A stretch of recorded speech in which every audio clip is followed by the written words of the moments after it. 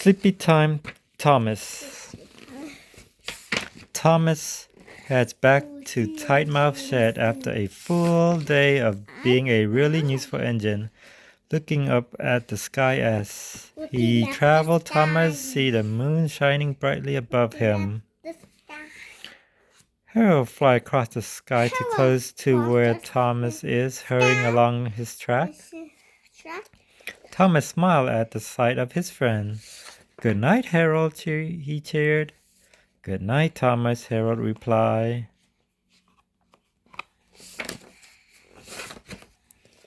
Thomas continued his journey home and near the steamwork. Henry is there finishing his work when Thomas puffed by. "Good night, Henry," Thomas called with a yawn. "Good night, Thomas," Henry replied. Thomas rolled on, feeling sleepy, he and Henry and the steamworks, and noticed that the moon is still above him. "The moon must be getting sleepy too," chuckled Thomas. Traveling on, Thomas see the Blue Mountain Quarry.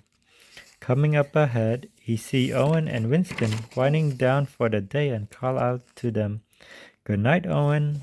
"Good night, Winston." "Good night, Thomas," they replied in unison. And he leaves the quarry. Thomas sees that the moon is still hanging in front of him in the sky, full and beaming. "How do you stay ahead of me, Mr. Moon?" Thomas wondered. Thomas' journey home lead him to a Brandon dock. James and Emily are preparing to leave for the day when they spotted Thomas passing by. "Good night, James." "Good night, Emily," Thomas shot. "Good night, Thomas," James said. "Good night, Thomas," Emily echoed. Thomas breathed in the salty sea air as he leaves Brandon Dock. But what's this? The moon is still above him, bright as can be. Well, fizzling firebox, the moon hasn't gone to bed yet either, Thomas said, surprised. Heading past Camford Station, Thomas sees Percy, who looks sleepy. Smiling, Thomas called out to him, "Good night, Percy." "Good night, Thomas," Percy replied. Thomas hurried away from Camden Station, eager to get home and rest. But no matter how fast he goes, the moon races along with him. "Don't you know it's time for bed? Go to sleep, Mr. Moon," Thomas says to the sky. The last place Thomas passed before arriving back at Tightman's shed is McConnell's farm.